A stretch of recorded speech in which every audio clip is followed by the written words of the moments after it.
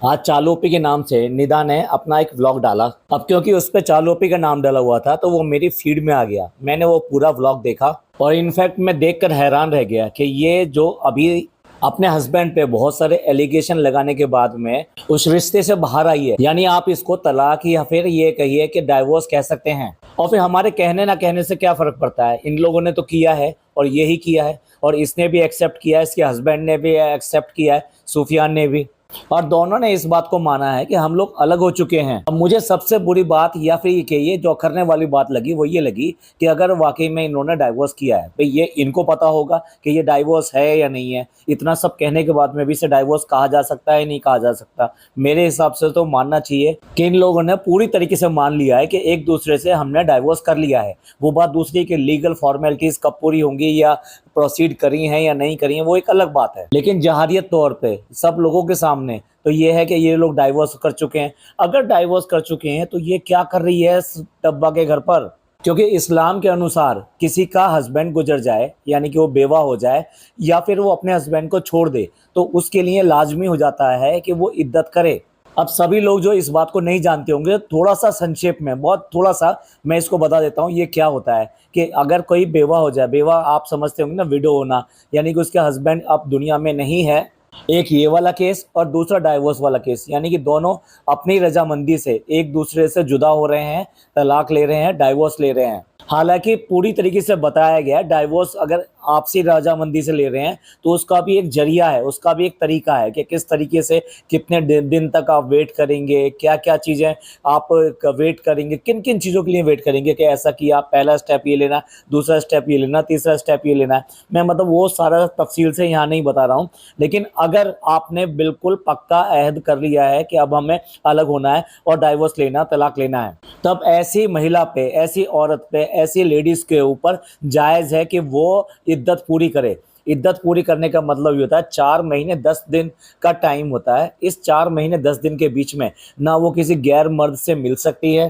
गैर में कौन कौन आता है? जिनसे उसका निकाह पॉसिबल नहीं है, यानी उसका बेटा, उसका भाई, उसके पिता, जिन लोगों से उसका निकाह जायज़ नहीं है उन सब लोगों से ना मिल सकती है, ना उनके सामने आ सकती है। जो लोग इद्दत से ज़्यादा वाकिफ़ नहीं है उन्हें ये लगेगा कि ये तो बहुत कठोर नियम है, बहुत मुश्किल नियम है, ये क्यों करके बना दिया, औरतों के लिए इतना सख्त नियम क्यों है? लेकिन इसके पीछे एक वजह है, बहुत बड़ी वजह है। आप जान के जिन जिन लोगों को नहीं पता है उनको बहुत बड़ी हैरानी होगी।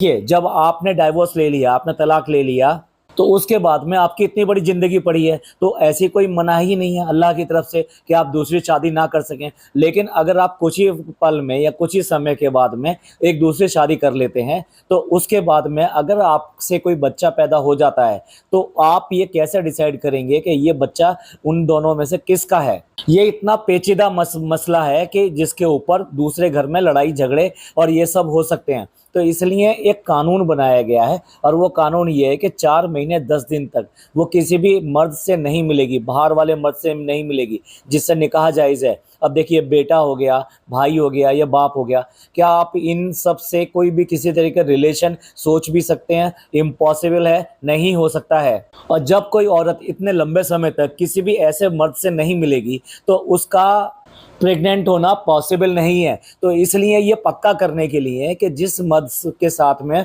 वो आज तक थी, यानी जो उसका अभी तक शौहर था या फिर जो शौहर अभी तक दुनिया में था अब नहीं है, वो वाला शौहर, इन दोनों में से किसी भी शौहर के साथ में अगर कोई बच्चा या कुछ ऐसी प्रेगनेंसी है तो वो साफ जाहिर हो जाता है कि वो जो पहले वाला है ये उसकी प्रेगनेंसी है, तो इसलिए बच्चे का बाप वही कहलाता है। और अगर ऐसा नहीं है तो ये टाइम पूरा होने के बाद में वो स्त्री, वो औरत, वो लड़की, वो कहीं पर भी और जगह जहाँ पर भी जायज़ हो, और जायज़ से मेरा मतलब ये जो अच्छा लड़का हो, जो अच्छा आदमी हो, उसको पसंद करके आपस में सहमति बनाकर वहाँ पर शादी की जा सकती है, लेकिन बिना इद्दत करे। ना ये इस्लाम के अनुसार सही है और ना ही वैसे दुनियादारी के हिसाब से देखें तो उसके हिसाब से भी सही नहीं है, क्योंकि मैंने इसका रीज़न बता दिया है। तो इसके रीज़न की वजह से ही लोग ऐसा करते हैं।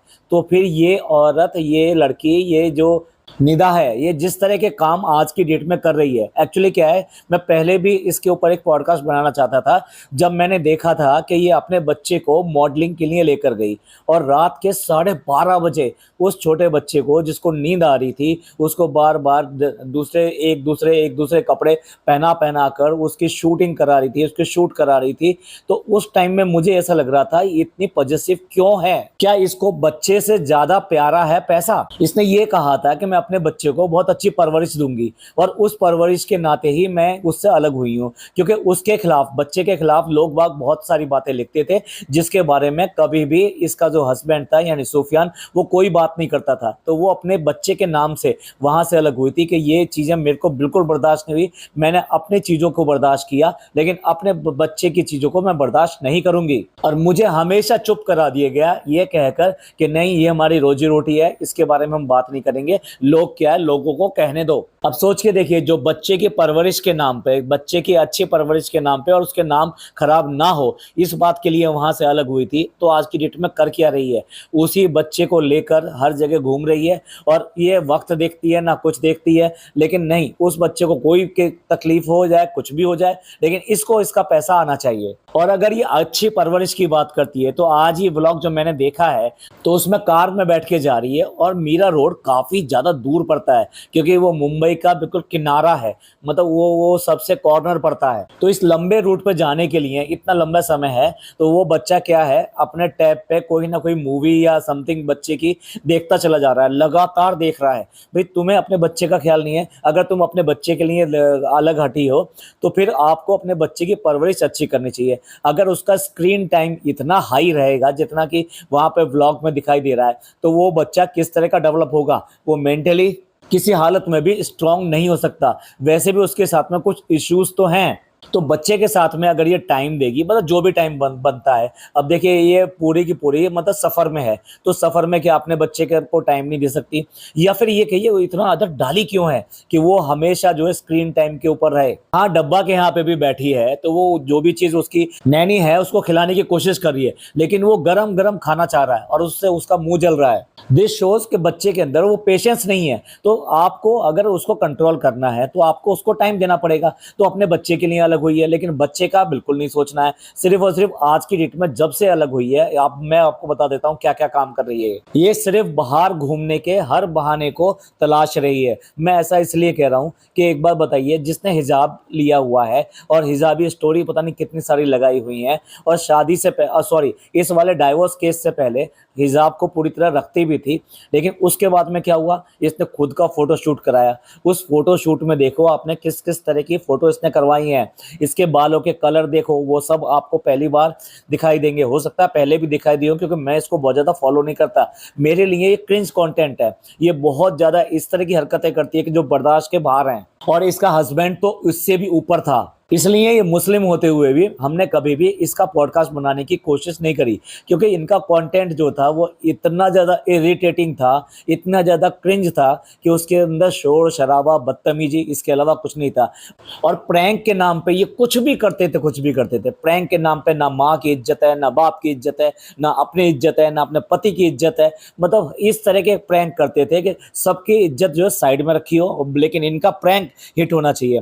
एक दिन वो प्रैंक किया था और वही प्रैंक इसकी जिंदगी में सच भी हो गया। आज की डेट में इसका हस्बैंड इसके पास नहीं है। इसी ने प्रैंक करके दिखाया था, जा रहा है और किसी के लिए बुके ले रहा है, किसी के लिए गिफ्ट ले रहा है, ये सब कर रहा है, उसके बाद में गायब हो गया। गायब वायब कुछ नहीं हुआ। इसकी हालत, इसकी हवाइयाँ उड़ी पड़ी थी उस वाले प्रैंक वाले सीजन में। वो सचमुच में प्रैंक नहीं था, वो सचमुच का ही था और वही हुआ। एक दिन वो जो सोचती हैं, जो करते हैं, वही सामने भी आ जाता है। तो देखिए भाई साहब, इसने कैसे कैसे फोटो शूट किए हैं। इसका सीना भी पूरा उसमें खुला हुआ दिखाई दे जाएगा आपको, इसके बाल भी दिखाई दे जाएंगे। आज जो जिस ट्रीटमेंट के लिए गई, इस वाले व्लॉग में जो लास्ट वाला व्लॉग था, जिस ट्रीटमेंट के लिए गई वो ब्यूटी ट्रीटमेंट था। और उस ब्यूटी ट्रीटमेंट में जो जॉ लाइन है, वो जॉ लाइन कम करने के लिए उसने वो ट्रीटमेंट लिया है। मतलब अपने आप को क्वाइट पहले से भी ज़्यादा यंग यंग यंग, क्योंकि अब आगे का रास्ता तक खुला हुआ है, अब आगे इसे क्या करना है वो इसे अच्छी तरह पता है। लेकिन भाई हिजाब का पूरा मजाक बना दिया और अब तो इस इद्दत का भी पूरा मजाक बना दिया। और क्या खाक इन्हें पता है फनी को और फनी के घर वालों को, सो कॉल्ड अम्मी, खाला और नानी, अब तो इतने सारे लोग बुजुर्ग हैं यहाँ पे, तो इनको ये कानून नहीं पता कि अगर कोई डाइवोर्स लेता है तो डाइवोर्स करने के बाद में उसको क्या करना पड़ता है, और इसके डाइवोर्स की खबर किसको नहीं पता होगी। डब्बा तो उसके हर व्लॉग पर कमेंट करती रहती है, लाइक करती रहती है। चलिए अगर डब्बा की बात चल रही है तो मैं एक और चीज का खुलासा कर दूं, वो बहुत सारे लोगों को नहीं पता होगा। जिस उम्रा पे ये जा रही है ये इसका स्पॉन्सर टूर है, यानी डब्बा इसको फ्री ऑफ कॉस्ट वो वाला टूर ऑफर कर रही है। और इसके साथ जाने वाले जो बाकी सब हैं वो सब अपने मतलब डिस्काउंटेड रेट पे जा रहे हैं, लेकिन इसका टूर पूरी तरीके से डब्बा ने स्पॉन्सर किया है। यही वजह है कि लगातार पिछले कुछ दिनों से ये लगातार इस बात की स्टोरी लगाई जा रही है कि मैं इतने अच्छे टूर पे जा रही हूँ और मेरा सारा टूर का अरेंजमेंट जो है डब्बा की जो एजेंसी है, चालू की जो एजेंसी है उसने किया है, और कितने आसानी से किया है, मुझे कोई भी प्रॉब्लम नहीं हुई। और मैंने वहाँ पे बात करी, जो इनके खादिम वहाँ पर हैं सऊदी में, उनसे बात करी, उन्होंने कह दिया कि आप जो है चालू की मेहमान हो, चालू की जानने वाली हो, आप चालू की क्या हो हमें पता है, आप चालू से भी ज़्यादा क्रिंज कंटेंट देने वाली हो, और एक बार यहाँ पे आ तो जाओ, हम आपका भी पूरी तरीके से ध्यान रखेंगे, बस हमें ज़्यादा पकाना मत। तो इतना ज़्यादा इसका ऐड करना, और इस वाले व्लॉग में भी देखा नाम पूरा पूरा उनसे पूछ के बता रही है, बहुत ज़्यादा तारीफ करी है, जबकि डब्बा और फनी ने इस बात को बहुत ज़्यादा अनाउंस नहीं किया। इसके करने के बाद में उन्होंने आज स्टोरी लगाई है कि वो टूर पे जा रही है, और वो सॉरी उम्राह पे जा रही है, तौबा करता हूँ इसको टूर नहीं कहना चाहिए। तो डब्बा ने भी स्टोरी लगाई, निदा उम्राह पे जा रही है और उनकी एजेंसी के थ्रू जा रही है। आप समझ जाइए इतना ज़्यादा एडवर्टीजमेंट कौन करता है, वो वही करता है जिसको कोई ना कोई इस तरह का ऑफर मिला होता है, तो वो फिर जो है इसके बारे में सबको बताता है। और इनकी तरफ से एक नेक काम भी हो गया कि चलो भी हमने एक टूर जो है स्पॉन्सर कर दिया, तो इनकी पब्लिसिटी भी होगी, प्लस उसके साथ साथ कुछ ऐसा भी हो गया कि जो अल्लाह के नाम पे उन्होंने कर दिया। पर मेरे हिसाब से ये उसकी हकदार नहीं थी। अगर ये अल्लाह की राह में किया है तो किसी मजबूर आदमी को, जो उम्रा पे जाने के लिए काबिल नहीं था, आई मीन फाइनेंशियली काबिल नहीं था, अगर उसको इन्होंने किया होता तो वो ज़्यादा सवाब का काम होता, बजाय इसके ये तो इतने पैसे हैं कि ये खुद भी अपने आप भी टूर पे जा सकती है। अब मैं फिर वापस अपने उसी बात पे आता हूँ, उम्राह पे तो आप कभी भी जा सकते हो, कोई हज के टाइम की तो बात है नहीं, हज तो एक निश्चित टाइम पे होता है, लेकिन उम्राह साल में कितनी भी बार या कितनी भी टाइम पर आप जा सकते हो, केवल हज वाले दौरान को छोड़कर। तो ये पहले अपनी इद्दत पूरी कर लेती, उसके बाद में उम्राह पे जाती, कौन सी इतनी बड़ी बात हो जाती। और फिर देखिए इद्दत में तो बाहर भी नहीं निकला जाता, ये क्यों करके इधर से उधर फुदकती फिर रही है यहाँ से वहाँ। ये व्लॉगर्स जो है ना भाई, इनके तो बारे में क्या करें, ये इस्लाम को ऐसा समझते हैं कि लोगों को बेवकूफ़ बनाने का तरीका है। जितने भी मुस्लिम लोग हैं वो इनको देख लें, लेकिन इनको कोई कॉल आउट ना करे, इनको इस सब के बारे में कोई बताए ना, इनको इन सब के बारे में बोले ना। अब देखिए ये सो कॉल्ड इन्फ्लुएंसर हैं, तो अगर ये ऐसा करेंगे तो लोगों के बीच में क्या मैसेज जाएगा।